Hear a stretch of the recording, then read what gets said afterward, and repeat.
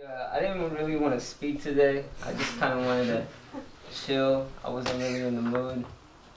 And actually, Allison Atulia, she kept encouraging me, like, come on, you need to come through, you need to speak. And I'm like, I don't know, I'm all right. And, you know, she finally kind of like sealed the deal. She convinced me because she said she'll cook like a special plate of sweet potatoes for me. And that's like my favorite food. I even have this quote that material life is like potatoes and spiritual life is sweet potatoes. Super awesome. So yeah, I'm finally here, and for those of you guys who don't know Allison Atulia, she's kind of like the chef, makes all the preparations, Chef Boyardee, or Chef Girlardee actually. And yeah, just real happy to be here. I was in New York City for few months, and have you guys been to New York before? Some of you? Mm-hmm. It's like a really incredible city. I was there for a couple of things. I had some speaking engagements, and I also am dealing with this business venture, which is very dear to me. Some of you guys know about it.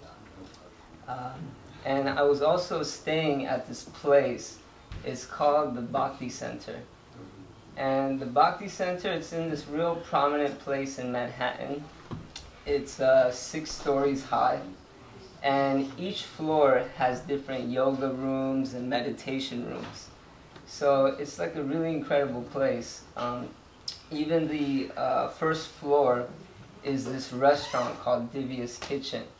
And currently there's about 24,000 restaurants in Manhattan alone.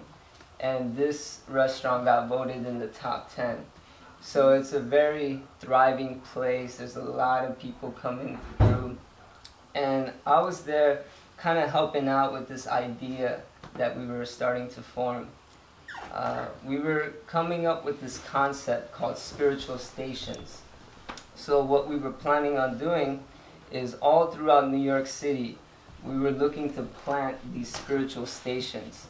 And what happens is when you come in contact with one, it says something like, learn how to meditate in under a minute, or get a wisdom fortune cookie. And we were going to make the cookies ourselves and put like our own quotes, or listen to spiritual sounds, and we were going to do like live performances, get meditation books. We were even going to like dress up some yogis, and like the kids could take pictures with yogis, you know, just like kind of make it really fun. Because in New York they got a lot of train stations, but this is like a spiritual station that takes you to your true destination. So we were thinking, yeah, let's try to have like a bunch of these all over New York City. And that was really exciting to just be part of that. And a reason why I really wanted to go to New York City also was because I felt like that place is just very magical. And especially after watching this one movie, it's called Home Alone 2. You guys seen that? Yeah, it makes like New York look so awesome. So I really wanted to experience that. And then even coming back on the plane ride, they were playing Home Alone 2 on the plane, so it was really cool just watching that again. And so I arrived back like around Christmas time, but I decided to not go to LA right away. I decided to stay at my parents' house.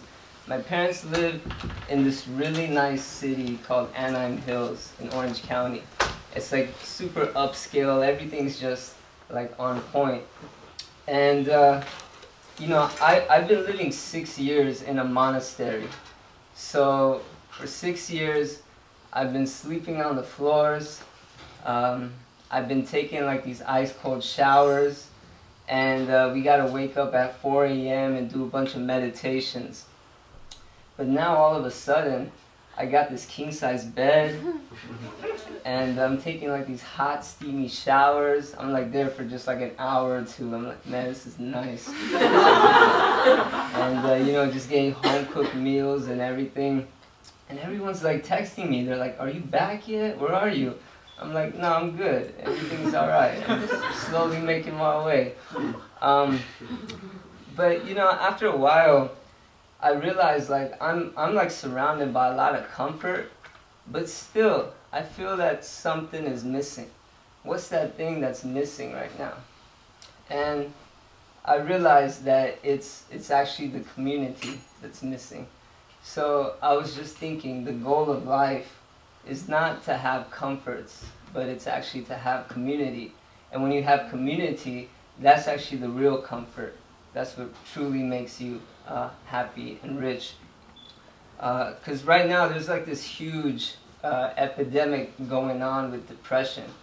I'm currently serving at USC as a chaplain, and I was hearing the statistics at that one school, what depression is like. They have about 40,000 students at USC, and about 10,000 of them are diagnosed with some type of mental depression. So it's like a huge epidemic going on. So I really wanted to kind of understand this word depression a lot more. The word depression actually comes from the Latin root deprimere.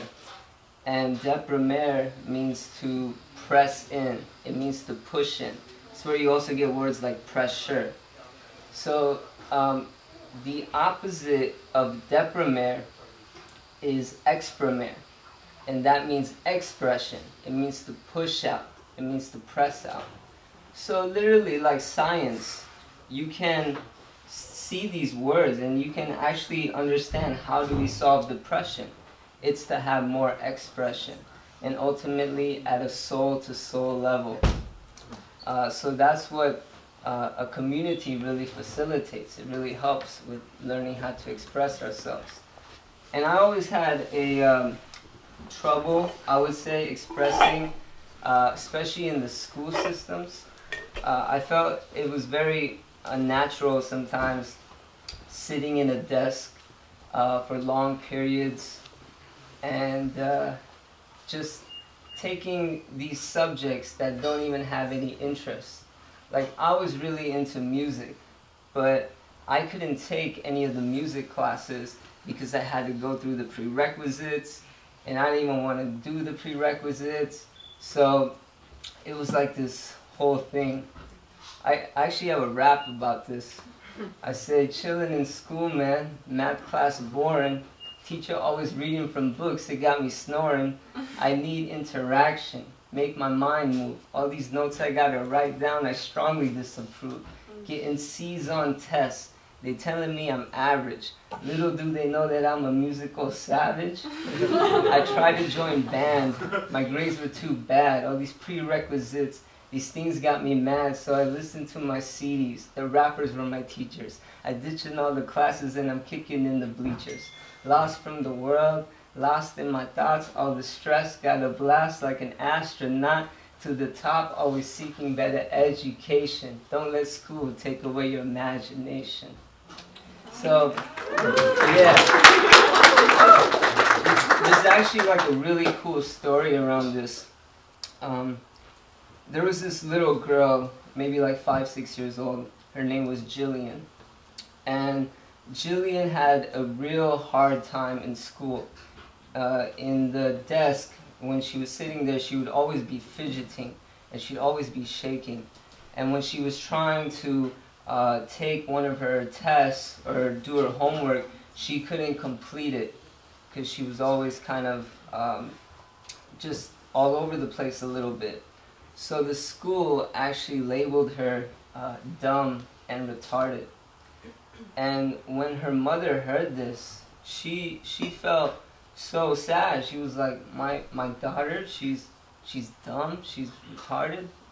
And so immediately she went to a doctor, she went to a psychiatrist to really analyze her girl. And so the doctor was analyzing Jillian in a room. He was kind of just observing her. And then he said to Jillian, okay, Jillian, me and your mother are gonna go outside for a few minutes. You wait here, we'll be right back. And as they were leaving the room, the doctor pressed play on the radio, and then they went out. And the room was set up in such a way where the doctor and the mother, they could see inside, but Jillian couldn't see what was going on outside. So then the doctor and mother are observing the girl, and within seconds, this girl, she's on her feet, and she's twirling and tumbling and dancing and becoming like a ballerina. And then the psychiatrist looked at the mother and he said, "There's nothing wrong with your little girl. You just got to put her in a dance school." So the mother took that advice and she entered Jillian into a dance school. Jillian went on to win awards, win trophies, and she's actually the founder of the biggest Broadway musical in history, known as Cats. So that's the real story of Jillian. And so it's all about just putting ourselves in the right environments. Even myself, I was at a university. I have a real entrepreneurial mind, so I was thinking, let me study business econ. But within a few months, I was just thinking, this is not for me. All these classes I gotta take, I just feel very unnatural doing this. And you only got one shot, one opportunity, one life. Kind of sound like Eminem, but you gotta just like go for it. So I dropped out of the university and I enrolled into a sound engineering program. And for the first time ever, all of a sudden I'm like sitting up front and I'm raising my hand. I've never like really done that before in school, and I'm asking questions and I'm able to express myself. And for like a whole year and a half straight, I get like straight A's. So in one environment, I'm labeled as average or below average, and all of a sudden I'm thriving. So it's so important to put ourselves in the right environments. To UCLA, I take a music business program there, and then I start working at a recording studio called California Sound Studios. And at California Sound Studios, you can say I was pretty much living the dream life. Like what I was aspiring for, I got it now, because here I am working at a recording studio, making music, and all the radio artists, professionals, top hip-hop, West Coast rappers, everyone, they were coming through this studio. So all of a sudden I'm like hanging out with these guys, and I'm like, wow, this is amazing. But then it like hit me like, wow, you know, I'm still not happy. What's going on? I made it. This is what I wanted, and I'm still not satisfied. And you know, it's like the lifestyle, it would be 2 in the morning, and that's when your day began. And you would do like hours of recording sessions, and there would be like drugs and even like other things I can't even mention here. I'm trying to keep this talk PG-13. They'd be like all over the place. And I was just like in this real low vibrational surrounding. So I'm just thinking like, man, what am I supposed to do? I left the traditional system. I'm now in the music system. This is what I wanted, and I don't want it. Like, I'm kind of stuck. So I started to really start reading like spiritual books, really get into like the metaphysical laws of nature and karma and understanding suffering more and life in general. And during this time, I discovered a hip-hop artist named KRS-One. Have you guys heard of KRS-One before? Mm-hmm. Some of you? Yeah, he's known as kind of like the godfather of hip-hop, one of the early founders, you can say. Just very well respected in the community. And he's actually a very spiritual person. So I was just like, I was listening to his music. He had a song called Stop Eating Beef. And I'm like, whoa, man, like a rapper has a song called Stop Eating Beef? This is crazy. And yeah, I just got like really in tune with him. And then all of a sudden, I get this invitation to go see him. he was having this private meeting. So I was like, wow, this is crazy. And I go to it, and it's at this spiritual center. But it looks exactly, it's weird, it looks just like a church. And so I walk in, and they got like benches and pews and everything. But the music that's coming out from the speaker systems is by people like Lauryn Hill and other very conscious musicians. And I just had this like deep connection. It was the first time I was really starting to discover conscious music. Because everything has low vibrations and everything has high vibrations. And then all of a sudden KRS-One comes out. And he gives this amazing lecture. He's talking about how hip-hop, it's not just a genre, but it's also a lifestyle, it's a culture. And ultimately, it actually has some deep spiritual roots to it. So I found that really amazing. And then at the end of this lecture, he's like, so I'm starting a new group called the Temple of Hip Hop. How many of you guys would like to join? And I'm like, man, Temple Hip Hop? Like, this is me. So I immediately shot my hand. And he's like, you know? And before you know it, like, I'm signing some papers and I'm going on like a national tour with KRS-One to different cities. And I'm just observing him from the side, like as a fan. I'm on stage, but I'm seeing him. And there's like thousands of people in the crowd. And what he does is, he first comes out, he plays all his best music. So everybody's really vibing. And then into the middle of his set, he shuts down all the music. He stops all the music and he gives a spiritual lecture. And I'm just like, wow, this is amazing, because these hip-hop heads, they probably would have never heard such things, but because KRS-One has created such a platform, such an environment, that he's able to convey this message. And that got me really inspired. I saw that, okay, maybe I can do this music. Maybe there's a way it can work. So I then came back to the recording studio and just started discovering how to raise the consciousness, etc. And then you can say the ultimate test came. Because up to this time, I've been really trying to get my music, I've been successful in getting my music into films and into television, but I have yet to get my music on the radio. And for a music producer, that's like a really high achievement, that you get your music onto the radio. So, yeah, what happened was, all of a sudden, this hip-hop artist who's always on the radio, he liked one of my beats. And I'm like, wow, this is amazing. Like, something might happen from this. And he's like, yeah, send me your track, I'm gonna record to it, I'll send it to you back. So I got really excited. I'm like, okay, I sent him the beat, and then 2 weeks later or so, he sends the track back. And my style of music was mixing hip-hop, and then I would always go to places like India and overseas, and I would find all these rare sounds, and then I would mix them. So it created like this real unique flavor. So I was excited because I felt if this song gets on the radio, it's gonna produce more demand for this style, etc.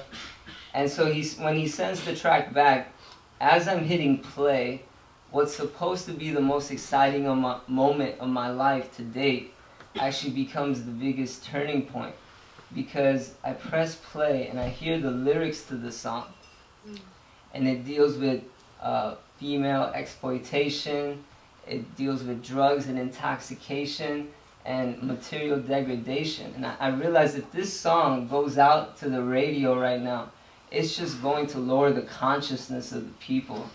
And I can't take part in something like that anymore.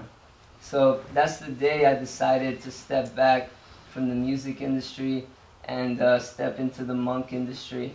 And I just wanted some time to get into a phase of self-realization and understanding myself more.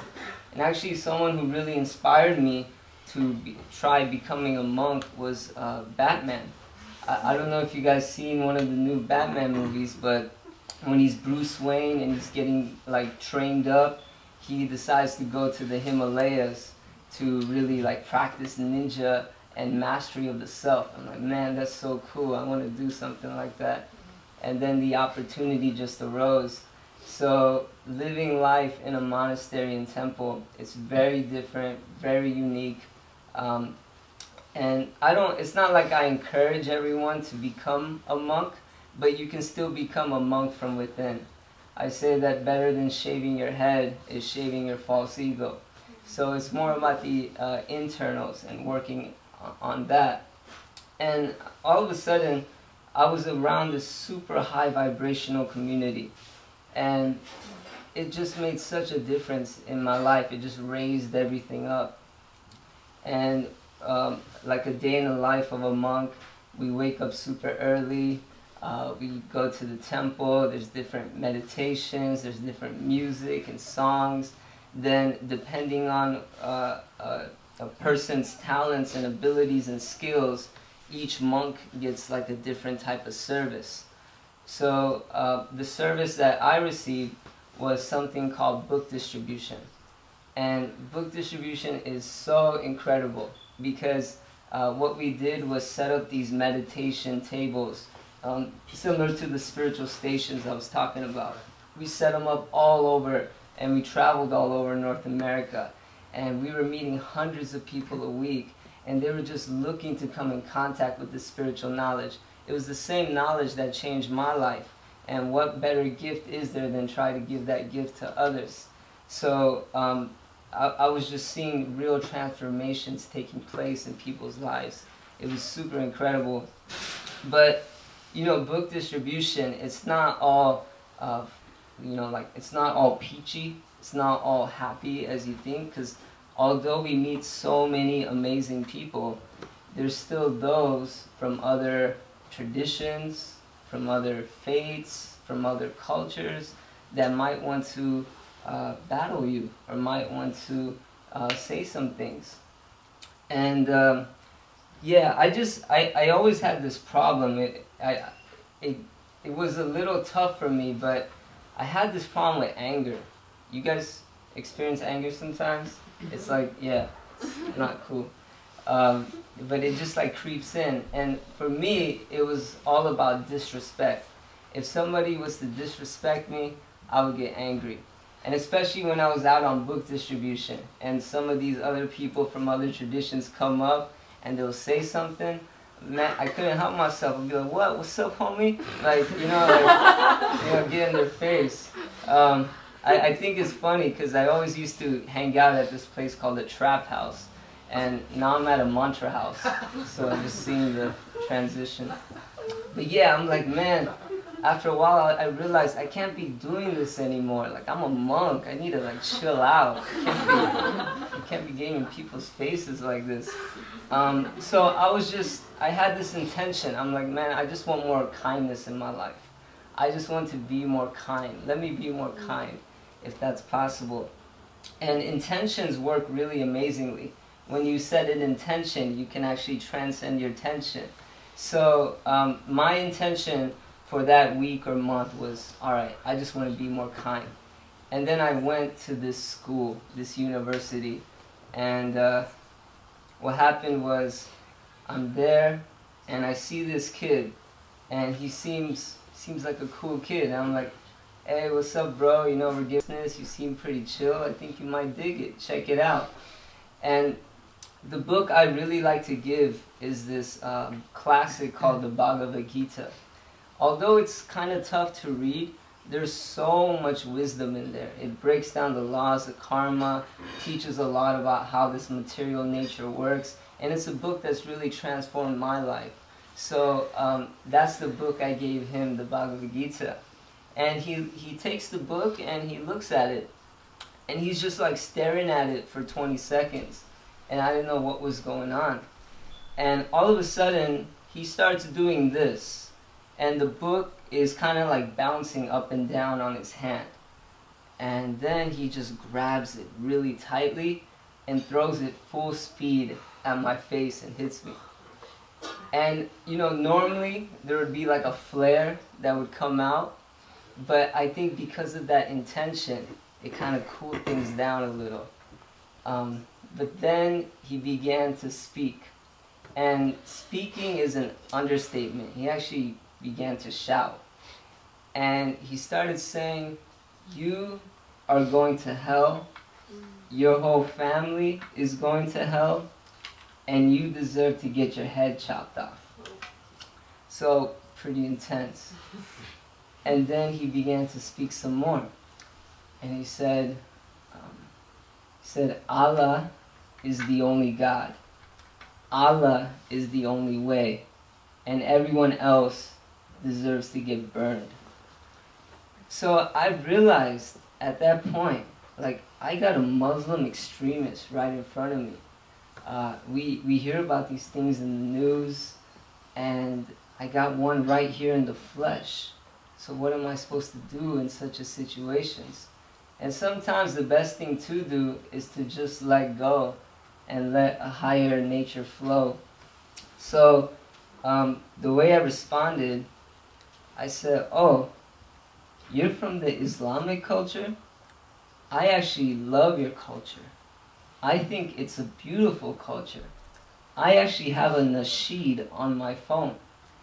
And for those of you guys who don't know what a nasheed is, it's like an Islamic prayer. It's like an Islamic kirtan. It's all a cappella. It has beautiful harmonies. And the only reason why I had a nasheed on my phone was because when I used to be a music producer, I was mixing hip-hop sounds with sounds of the East. So I had sounds from India, I had sounds from Cambodia, and I had sounds from Middle East as well. And right when I said nasheed, he got really surprised. He's like, "What? You got a nasheed on your phone?" I'm like, "Yeah, I got a nasheed on my phone." And I'm like looking for my phone. I'm like, look, listen. And I take my phone out, and as I'm hitting play, like you guys can imagine the scene right now. We're in the middle of this campus, and there is a scene that's created because of his shouting. So there's people surrounding us. There's students everywhere, and all of a sudden I hit play, and this beautiful a cappella just comes out and hits the sky, and I could see he like closes his eyes, and he's just like going like this to it, and I can see his eyes. There's actually teardrops coming out, and then he opens his eyes and he tells me, "You know, you're making such an effort to learn about my culture. Let me make an effort to learn about yours." And he took the Bhagavad Gita. So just such deep moments in life we experience through book distribution, such purifying moments. And you know, as a music producer, I play a lot of instruments, but as a spiritual producer, I've become an instrument. And we're all instruments. We just have to fine-tune ourselves. And we fine-tune ourselves by finding the right community. And when we do find that, we can then truly play sounds of harmony and upliftment to make this world harmonious. So I'm real happy that you guys are all here at the Mantra House. We're trying to build this community more and more. A lot of people tell me that it feels like they found their home. So although we call it Mantra House, you can call it Mantra Home. And like that, we'll just keep on pushing as much as possible. I thank everybody for being here. If you guys have any questions, you guys can approach me after. I'm here for a few weeks, and then I'll be heading out to India. So I'm really looking forward to connecting with some of you guys. Thank you very much. Namaste and Hare Krishna.